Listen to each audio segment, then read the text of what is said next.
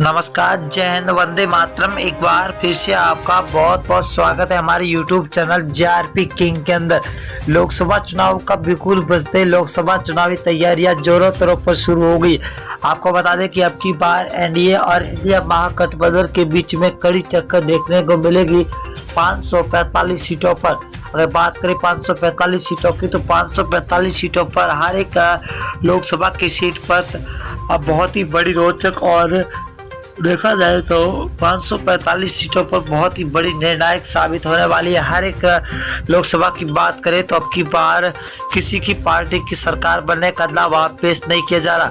अगर हम बात करें सी वोटर सर्वे फलूदी सत्ता बाजार और एबीपी न्यूज अपडेट की, तो इन दोनों की ओर से भी सबसे बड़ी अपडेट निकल के आ चुकी है। अब 545 सीटों का सबसे बड़ा सर्वे और ओपिनियन पोल निकल के आ चुका है। बने रहिए हमारे साथ और वीडियो को अंत तक जरूर देखिए। पहला राज्य है कर्नाटक, जहां पर बीजेपी को 8 सीटें मिलती हुई दिखाई दे रही है, तो कांग्रेस को 15 सीट, वही जेडीएस को 5 और बीएसपी को 0, तो कुल 28 सीटें। अगर कश्मीर की बात करें तो कुल 6 सीटें, जहां बीजेपी को 1, आईएनसी को 3, पीडीपी को 2 और एनसी को 0 यहाँ पर सीटें मिलती हुई दिखाई दे रही है। ये सीटों का रुझान 2023 का है और बहुत ही बड़ा रुझान निकल के आ चुका है। हरियाणा की बात करें तो हरियाणा राज्य के अंदर कुल 10 लोकसभा सीटें, जहां पर बीजेपी को 4, कांग्रेस को 5, जेजेपी को 0, तो आम आदमी पार्टी को यहाँ पर 1 सीट मिलती हुई दिखाई दे रही है। 2024 के अंदर लोकसभा चुनाव है। और दिल्ली की बात करें तो दिल्ली के अंदर लोकसभा सीटें 7 है। 7 में से बीजेपी को 2 सीटें मिल रही है, तो वही कांग्रेस को 4, आम आदमी पार्टी को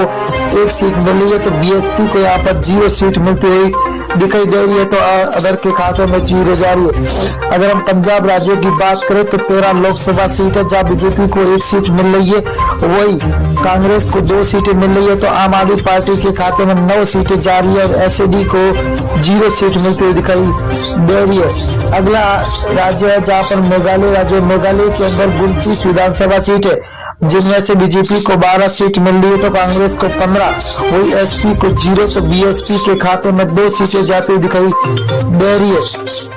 अगला राज्य झारखंड। झारखंड की बात करें दोस्तों तो यहाँ पर 19 लोकसभा सीटें, जहाँ बीजेपी को 6 मिल रही है, तो वही कांग्रेस के खाते में 8 सीटें जा रही है, तो जेएमएम के खाते में 5 सीटें जा रही है, तो आरजेडी के खाते में 0 सीट मिलती हुई दिखाई दे रही है। आंध्र प्रदेश राज्य की बात करें तो यहाँ पर लोकसभा सीटें 25 है। 25 में से बीजेपी को 8, वही कांग्रेस को 4, तो वाईआरएस को 10 और टीडीपी को 3 सीटें मिलती हुई दिखाई दे रही है, तो अदर के खाते में 0 सीट मिलती हुई दिखाई दे रही है। उड़ीसा की बात करें तो उड़ीसा के अंदर लोकसभा सीटें 21 है। 21 में से बीजेपी को 6 सीट, वही कांग्रेस को 9, बीजेडी को 6 सीट और एनसी को 0 सीट मिलती हुई दिखाई दे रही है। बहुत ही तगड़ा महाउपनियन बोर्ड निकल के आ चुका है।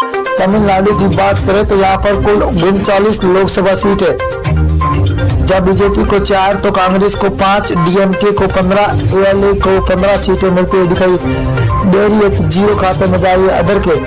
अगर हम बिहार राज्य की बात करें तो कुल 40 लोकसभा सीट है, जहाँ बीजेपी को 12 सीट मिल रही है, तो वही कांग्रेस को 5 सीट, आरजेडी को 15, तो जेडीयू को 8 सीटें मिलती हुई दिखाई दे रही है, तो अदर के खाते में 0 सीट मिलती हुई दिखाई दे रही है। अगला है राजस्थान। राजस्थान के अंदर कुल लोकसभा सीट है 25 में से बीजेपी को 10 सीट है, तो कांग्रेस को 14 सीट, वही आरएलपी के खाते में 1 सीट जा रही है, तो आम आदमी पार्टी को यहाँ पर 0 सीट पर संतोष होना पड़ रहा है, तो अंदर खाते में 0 सीट। उत्तर प्रदेश की बात करें तो कुल 80 विधानसभा सीटें है, जहाँ बीजेपी को 32, वही कांग्रेस के खाते में 14, एसपीए के खाते में 27, बीएसपी को 2 सीटें, वही अदर के खाते में 5 सीटें जाती हुई दिखाई दे रही है। अगला राज्य है उत्तराखंड। उत्तराखंड के अंदर 5 लोकसभा सीटें, जिनमें से बीजेपी को 3 सीट, वही आईएनसी को 2, तो बीएसपी को 0, आम आदमी पार्टी के खाते में 0 सीट मिलती हुई दिखाई दे रही है, तो यहाँ पर अदर के खाते में भी 0 सीट जाती हुई दिखाई दे रही है। पश्चिम बंगाल की बात करें तो कुल लोकसभा सीटें 42 है। 42 में से 17 बीजेपी के खाते में जाते हुए दिखाई दे रही है, तो वही आईएनसी को 0 सीट है, तो टीएमसी को 25 सीट है, सीपीआईएम को 00 सीट मिलती हुई दिखाई दे रही है। आंध्र प्रदेश की बात करें तो आंध्र प्रदेश के अंदर लोकसभा सीटें 2 है, जहां पर बीजेपी को 1 सीट मिल रही है, तो यहाँ पर कांग्रेस को खाते में 1, एसपी को 0, तो बीएसपी के खाते में भी 0 सीट जाती हुई दिखाई दे रही है, तो अदर के खाते में 0। अगर हम मेघालय की बात करें तो मेघालय के अंदर लोकसभा सीटें 2 है। 2 में से बीजेपी के खाते में 0 सीट, 1 सीट जा रही है, तो वही कांग्रेस को 1 सीट मिल रही है। तो एसपी को 0, तो बीएसपी के खाते में भी 0 सीट जाती हुई दिखाई दे रही है।